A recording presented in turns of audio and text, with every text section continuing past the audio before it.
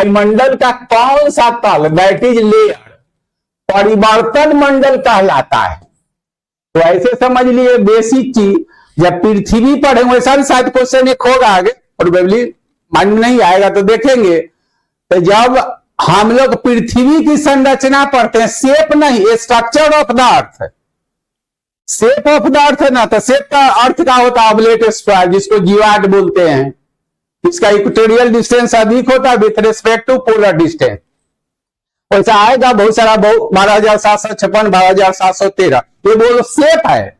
लेकिन ये स्ट्रक्चर की बात करते हैं, अर्थ का, इसको समझने के लिए हम क्या क्या कह रहे हैं। तो अगर हम लोग अर्थ पर हैं, आप सब लोग जहां भी है, लॉज हॉस्टल घर जहां पे है, तो अर्थ पर ही है। तो अर्थ का जब स्ट्रक्चर पढ़ेंगे, तो संरचना, तो अर्थ का स्ट्रक्चर जो स्ट्रेटिफाइड है, माने स्तरीकृत है, जिसको आप कॉमन बोलचाल इंग्लिश में लेयर बोलते हैं, एक दूसरे के ऊपर है।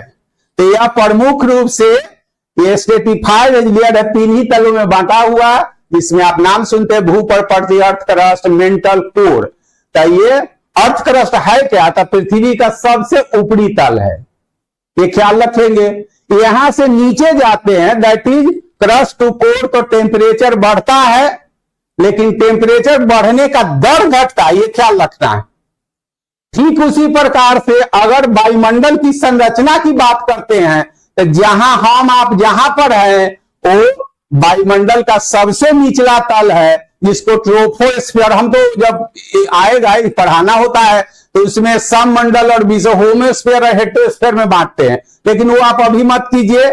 वायुमंडल का सबसे निचला तल है, जिसको क्षोभ मंडल कहा जाता है। क्षोभ मंडल को ही परिवर्तन मंडल कहा जाता है, इसीलिए कि सारी मौसमी घटनाएं इसी में होती है। तो वही चीज है परिवर्तन। मौसम का मतलब है तो क्षण क्षण बदलना,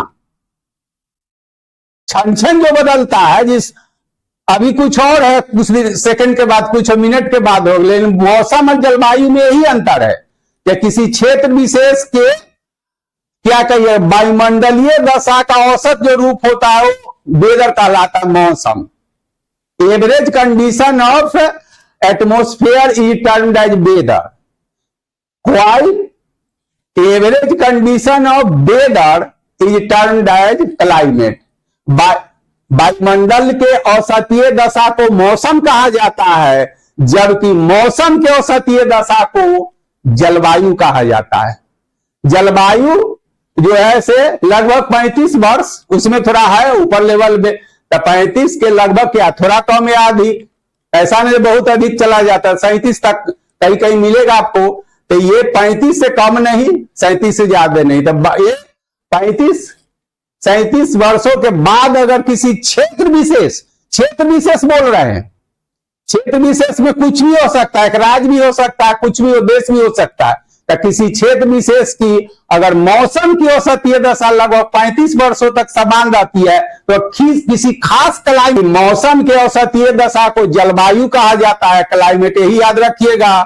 जबकि वायुमंडल के औसतीय दशा को मौसम कहा जाता है। और वायुमंडल में क्या होता है अब जानते हैं, temperature, pressure, precipitation, humidity, something, इन सबको कलेक्टिवली हम लोग वेदर कहते हैं। मौसम क्षण क्षण बदलता है, जबकि जलवायु में परिवर्तन 35 से 37 वर्ष, ये सब एक्स्ट्रा चीज कर दिए। अब जो कह रहे हैं कि वायुमंडल जो है वो स्ट्रेटिफाइड है, तो वायुमंडल का सबसे निचला तल है, इसका 16 से 18 किलोमीटर तक इसकी औसत मोटाई या ऊंचाई कहते हैं, उसी को क्षोभ मंडल कहते हैं, इसको परिवर्तन मंडल कहते हैं, इसको संवहन मंडल भी कहते हैं।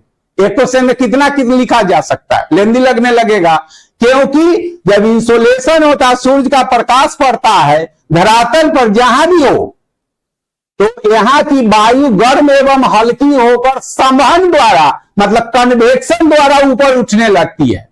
यही वायु दिन का हाई टेम्परेचर होगा तो यहाँ की वायु गर्म एवं हल्की ऊपर उठेगी, रात का टेम्परेचर लो होगा तो खाली जगह को जल्दी भरने के लिए हम पहले इसी को आंधी तूफान कहता है। वायु कुछ नहीं है, विभिन्न गैसों का आंतरिक मिश्रण है, डिस्क्रीट मिक्सचर है, जिसमें आप जानते हैं कि सबसे अधिक नाइट्रोजन, दूसरे नंबर पर जो है ऑक्सीजन, तीसरे नंबर पर आर्गन, सब ऐसा भी कुछ एक होगा शायद क्वेश्चन, तीसरे नंबर आर्गन, चौथे पर कार्बन, सब तो एक साथ बोल रहे हैं।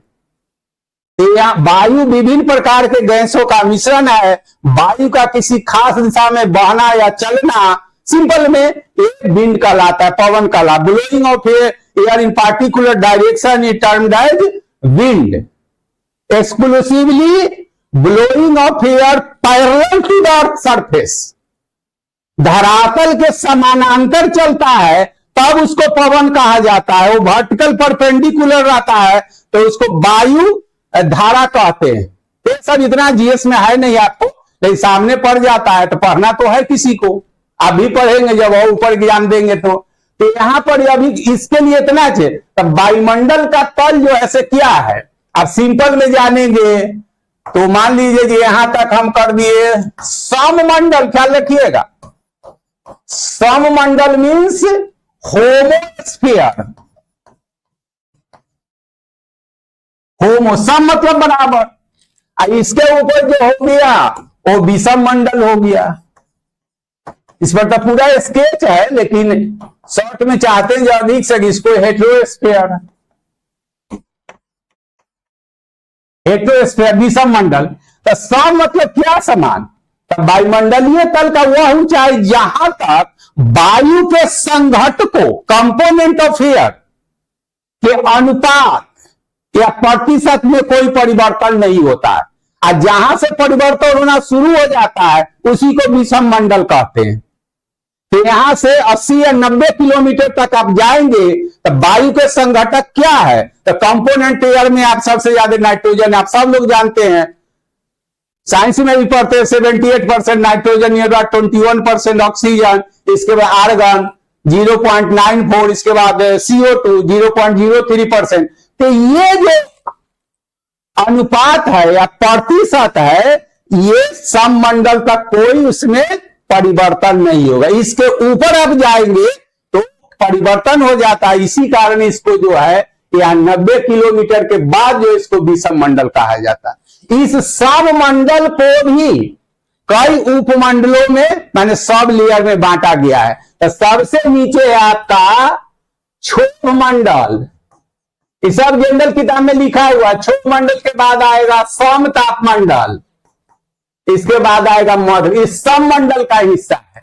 तो कह रहा है कि परिवर्तन मंडल का परिवर्तन का इसी में होता है। सारी मौसमी घटनाएं, आंधी तूफान का आना, बादल का बनना, वर्षा होना, सीधा क्वेश्चन नहीं रहता, एक लाइन में सब कर दिए। तो सबसे निचला तल है वायुमंडल का या सममंडल का, जिसमें सारी मौसमी घटनाएं होती है। इसको एक चीज और भी सीख लीजिएगा, इसी को संवहन मंडल भी कहा जाता है। संवहन मंडल जो प्योर साइंस का चीज है। आप ट्रांसमिशन ऑफ हीट पढ़ते हैं, एक पढ़ते होंगे आप लोग कंडक्शन। कंडक्शन का मतलब होता है हिंदी में चालन, पढ़ते होंगे। एक होता है कन्वेक्शन, कन्वेक्शन का यही मतलब है, इसकी बात करते हैं। संवहन तो ये क्या मेनली सॉलिड में होता है, इसमें ओनली ट्रांसमिशन ऑफ हीट होता है, उष्मा का संचरण होता है। लेकिन इसमें जो होता है उसके बाहर का भी ट्रांसफरेंस होता है। अगर लोहा कहीं पे गर्म है, रोटी बना रहे हैं, कह रहे हैं, तो वहां पर अगर रॉड है, चाहे मीन्स, चाहे हीटर हो, चाहे आपका गैस सिलेंडर से आप गर्म करते हैं, तो वहां एनर्जी वहां है और हम तक पहुंच जाता है, न कि वो ट्रांसफर होता है। लेकिन पानी गर्म करते हैं तो पानी गर्म तो करते हैं तो देखते बॉटम कोई भी कंटेनर हो आपका, तो पहले पानी गर्म होता है तो नीचा जो है से गर्म होता है तो हल्का होगा, और ऊपर वाला जो है सभी भारी है तो नीचे आएगा। तो पानी क्या होता है, नाचने लगता है। अगर पूरा गर्म होता है तो ऐसे ऐसे करते हैं। तो ये फिजिक्स में पढ़ते हैं हीट में कि कंडक्शन, कन्वेक्शन और रेडिएशन। तो रेडिएंट एनर्जी सोलर एनर्जी है, इसमें भी इलेक्ट्रोमैग्नेटिक है। तो पूरा साइंस उसमें बहकेंगे तो फिर आपको परेशानी हो ज्योग्राफी, लेकिन है तो पूरा फिजिक्स का चीज है। तो कंडक्शन ओनली जो होता है सॉलिड में होता है, ओनली ट्रांसमिशन ऑफ हीट होता है। इसमें ये क्या होता है, लिक्विड और गैस दोनों में होता है। तो इसमें not merely transmission of heat along with their carrier, उसके वाहक का भी स्थानांतरण होता है। तो यहां की वायु गर्म एवं हल्की होकर ऊपर बढ़ने लगती है, तो इस कारण इसको संवहन मंडल कहता है। यही जब ऊपर बढ़ती है तो इसको जो है से आंधी तूफान यही है, वर्षा इसी में होती है, सारा कुछ कर दिए हैं। ये ज्योग्राफी का चीज नहीं है, लेकिन फिर भी सामने पड़ गया तो कर दिए हैं।